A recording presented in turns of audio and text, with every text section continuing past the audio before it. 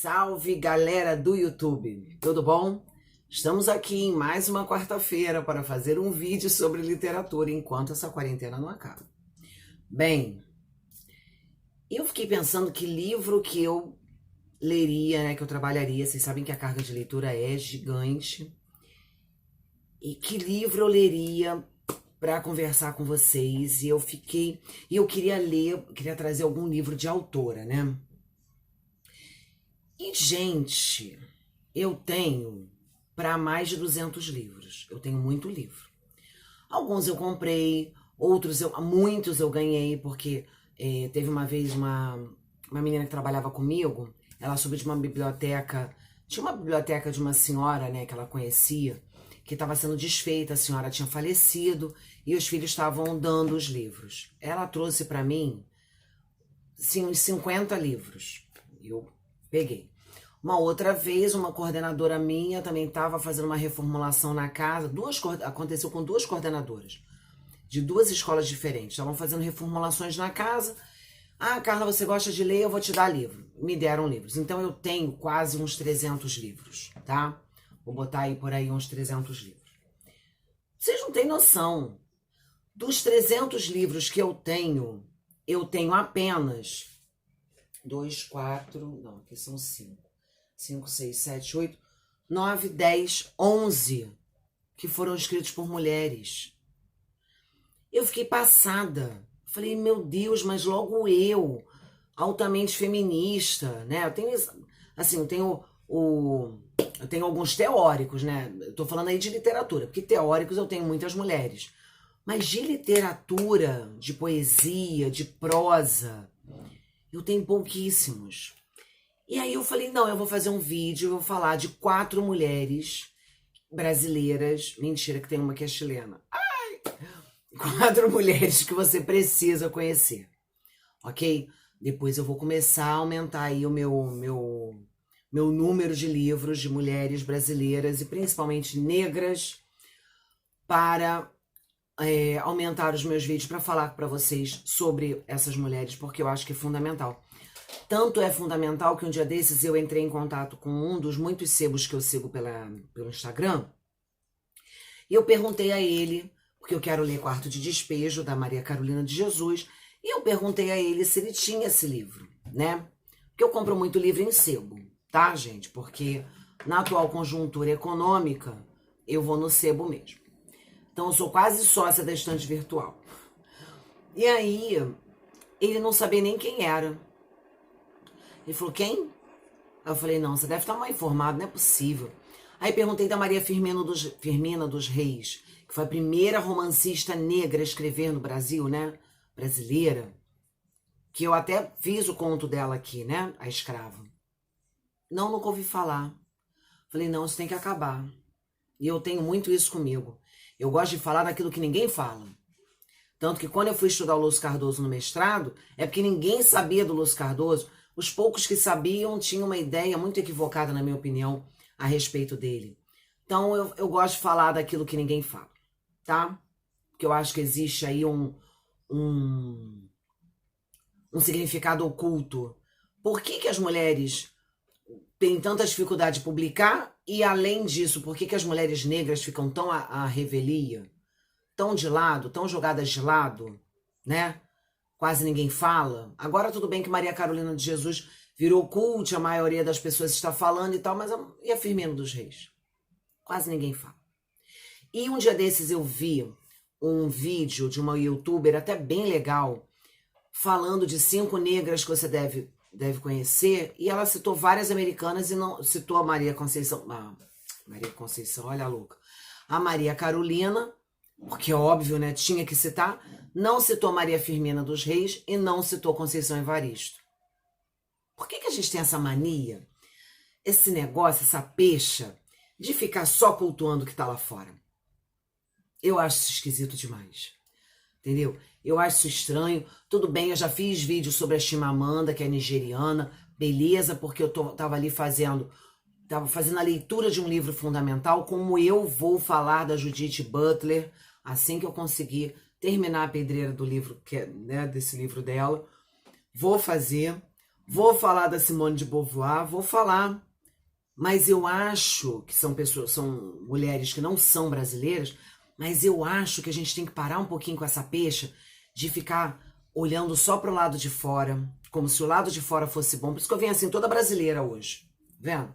Tem um turbantinho, tem umas argolas, vem toda brasileira, toda brasileirada.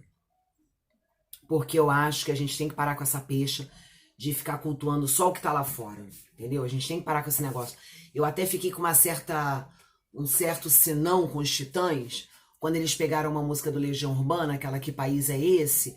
E no meio do refrão eles ficavam puxando um corinho, é a porra do Brasil. Não gosto disso. Não gosto. Brasil tá uma titica? Tá uma titica. Como tem muitos outros lugares também que estão. E se a gente não começar a ser patriota, se a gente não começar a amar o país onde a gente vive, e eu sei que tudo bem que não é fácil, mas se a gente não começar esse exercício, a gente tá perdido. Então vamos ao que interessa. Separei 4 mulheres que vocês devem conhecer. Eu ia separar 5, mas eu separei 4. Para o vídeo não ficar muito longo. Já tem 6 minutos de vídeo. Então eu tô tentando fazer vídeos um pouquinho mais curtos para vocês terem paciência de me ouvir até o final. Bom, a primeira de todas, a mais amada da minha vida no momento, é Conceição Evaristo. Eu tenho aqui 2 livros dela comigo que não são meus. Eu não posso nem rabiscar. São da minha irmã, Ana Carolina. Ela me apresentou Conceição Evaristo, porque eu tinha lido um conto, que pra mim é um dos contos mais lindos que eu já li na minha vida. Eu acho que eu já falei dele aqui. Que é Olhos d'Água. Onde ela se pergunta qual era a cor dos olhos da mãe dela. Pra mim isso é de uma singeleza, de uma poesia, de uma profundidade que é chocante, assim. Então, pra mim, Conceição Evaristo é a primeira da lista, de propósito, e infelizmente é a única negra da minha lista de hoje, mas eu vou conseguir o livro da Maria Carolina de Jesus, certo? E da Maria Firmina dos Reis, e vou falar delas, e vou ler outras negras, porque existem negras, autoras negras, que escrevem no Brasil, e eu quero ler todas, tá? Para fazer vídeos para vocês. Bem, essa sagitariana, que aí eu enlouqueci, né? Eu falei, caraca, ele é de Sagitário, igual a mim. Essa sagitariana nasceu em 1946 em Belo Horizonte, origem super humilde, morava na favela, migrou para o Rio de Janeiro em 1970. Cara, olha a revolução que essa mulher fez. Ela era filha de uma faxineira. Ela saiu de Belo Horizonte, veio para o Rio de Janeiro em 1970, fez letras na UFRJ, passou no concurso, fez letras, trabalhou como professora na rede municipal. Depois, meu bem, ela fez mestrado na PUC do Rio de Janeiro, mestrado em literatura brasileira. E a bicha é doutora na minha amada UF, doutora em literatura comparada na Universidade Federal do Rio de Janeiro. Universidade Federal não, Universidade Federal Fluminense do Rio de Janeiro, que é a UF, que foi onde eu estudei, e é um lugar que eu amo. Para mim, ela é uma escritora altamente versátil, ela escreve poesia muito bem, escreve contos muito bons, escreve romances muito bons e escreve ensaios. Eu li um artigo dela onde ela expõe esse conceito que ela tem de escrevivência, né, que é escrever sobre a sua vivência, e essa escrevivência negra, né, favelada, pobre. Eu li um artigo dela, olha, não deixa nada a desejar a muito doutora aí metida besta. Não deixa, escreve extremamente bem. O texto dela é maravilhoso de ler, não te cansa, não é aquele texto cheio de termos técnicos para mostrar que o cara sabe muita coisa e na verdade não sabe nada. Tem os termos técnicos adequados, tem uma estrutura bem montada de artigo. Cara, a mulher é sinistra. Então, palmas para a Conceição Evaristo. Tem uma fotinho dela aqui. Ó, que coisa linda. Palmas para ela, tá? Minha paixão do momento, meu amor do momento. Quero estudar muito essa mulher.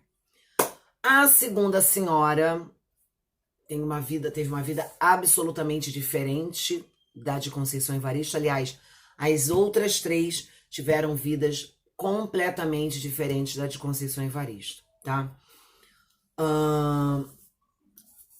Eu tenho certeza que vocês já viram esse livro, A Casa dos Espíritos, foi escrita por Isabel Allende, que é essa moça aqui, essa mocinha, teve uma vida absolutamente diferente da de Conceição Evaristo.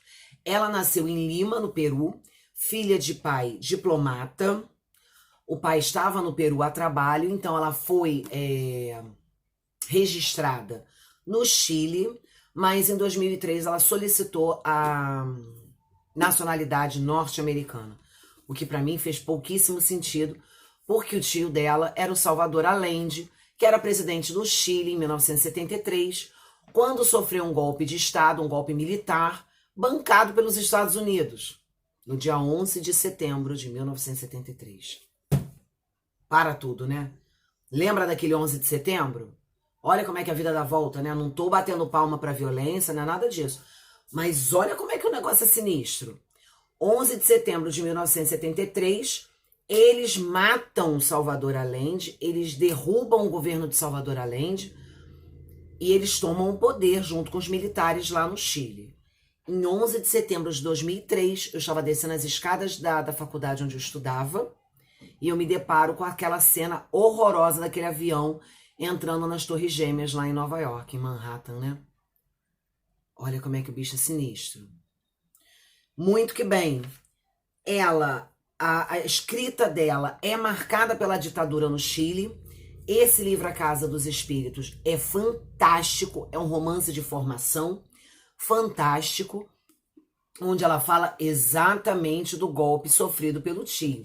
Só que ela vai... O golpe sofrido pelo tio é o pano de fundo da história, porque ela vai contando a história de uma família, né, um romance de formação mesmo, assim como o romance da Conceição Evaristo, também é um romance de formação, né, onde ela vem contando a história dessa família ao longo do tempo, né, isso é o que se chama romance de formação. Ela conta a história da família e ela tem como pano de fundo essa ditadura, esse golpe militar que acontece no Chile e essa ditadura que é instaurada. Vale muito a pena. Tá? Mesmo com essa contradição aí esquisita, né? Porque, né? Não vamos questionar, não vamos julgar. Vale muito a pena. Eu tenho 3 dela, eu peguei 2 na estante, que é esse A Casa dos Espíritos, que é maravilhoso. Você não consegue parar de ler. E esse aqui, O Caderno de Maia, que é outro romance de formação, onde ela conta a história dessa menina Maia, toda a sua luta para se livrar das drogas e todos os perrengues que ela vem passando em função desse vício. Vale muito a pena, tá? Terceira moçoila que vocês devem ler, vocês devem conhecer, é de uma doçura, aí não são mais romancistas, tá? Separei 2 romancistas, 2 poetas, muito que bem que Conceição Evaristo também é poeta. Ela é demais. Mas ela é mais romancista, né, gente? Então, eu separei duas poetas. Uma é a mocinha chamada Ana Lins dos Guimarães Peixoto Bretas, ou Cora Coralina para os íntimos. Eu fiquei doida, porque esse aqui foi o primeiro livro que ela publicou na vida, aos 76 anos de idade. Muito, apesar dela escrever desde a adolescência. Cora Coralina nasceu em 1889, é uma leonina. Isabel Allende também é leonina, esqueci de falar disso. E nascida na mesma década de Conceição Evaristo, só que ela nasceu em 1942, Conceição em 1946. Cora Coralina é do século retrasado, tá, meu bem? Respeita. 1889, nasceu na cidade de Goiás, uma leonina, nascida em 20 de agosto, um dia antes do meu caçulinha, do meu Caio. E faleceu em 10 de abril de 1985. Viveu quase 100 anos, tá? E ela só publicou seu primeiro livro em 1965, quando ela tinha 76 anos, gente.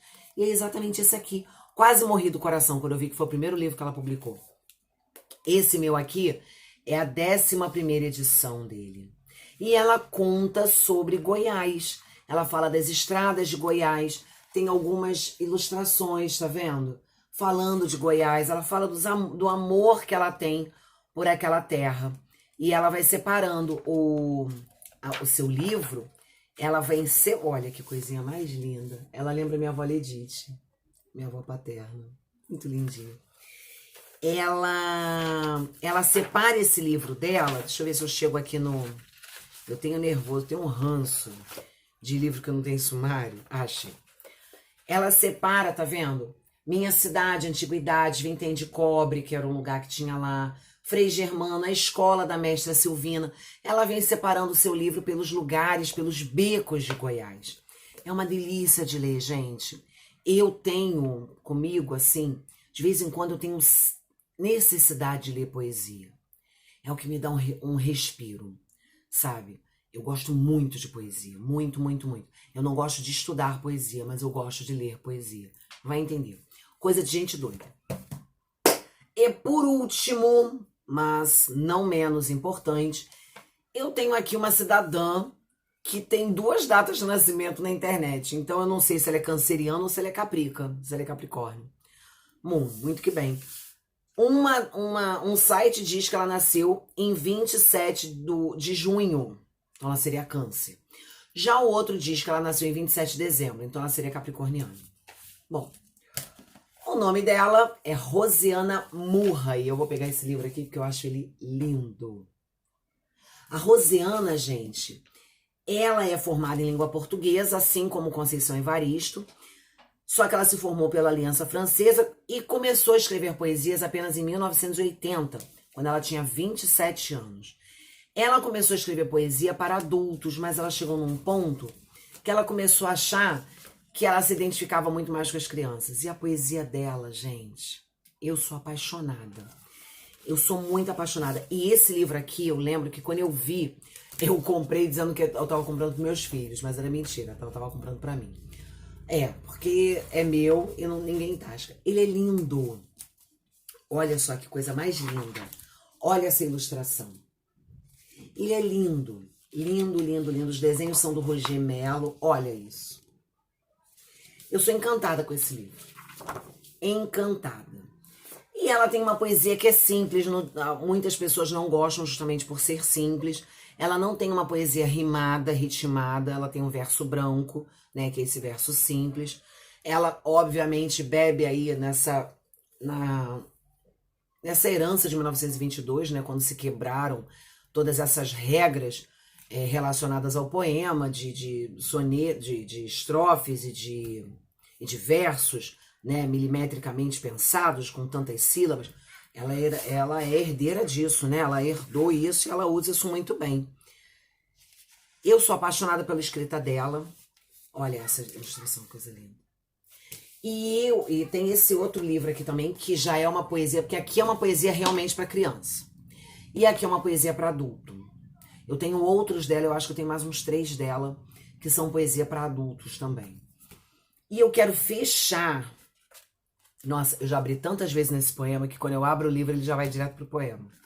Eu quero fechar esse vídeo com uma poesia dela chamada Os Relógios, que eu acho fantástico. Eu acho muito legal essa poesia e eu acho que é disso que a gente tá precisando agora. E o óculos não quer entrar porque o turbante tá muito apertado. Entra. Então, vou falar aqui. Eu acho que nesse momento que a gente vive de pandemia, de isolamento, né, com tanta gente ficando deprimida, com tanta gente perdendo emprego, com tanta gente passando dificuldade, passando inúmeras dificuldades, é fundamental a gente ler uma poesia como essa. Então eu vou ler Os Relógios, de Rosiana Murray. Um amigo pode salvar o mundo, a rota perdida de um sonho, com seus gestos bailarinos, mão de unguento e unicórnio. Um amigo pode atravessar a pele, a dura estrada da pele, dura como um carvalho, e tocar de leve na alma, como se toca uma planta rara, como se toca o inesperado no meio do vale. Um amigo pode parar os relógios na hora do medo. Essa frase, para mim, um amigo pode parar os relógios na hora do medo. Encerro, né? Não tenho nem mais o que dizer. Falar o quê diante de uma grandiosidade dessa? É isso, eu espero que vocês tenham gostado. Se gostaram, curtam. É isso, né? Curtam. Podem curtir, podem marcar lá, se inscrever, ativar o sininho para receber novas novos vídeos, compartilhar com os amigos que vocês acham que precisam ler isso, ouvir isso, ok? Beijo de lua pra vocês.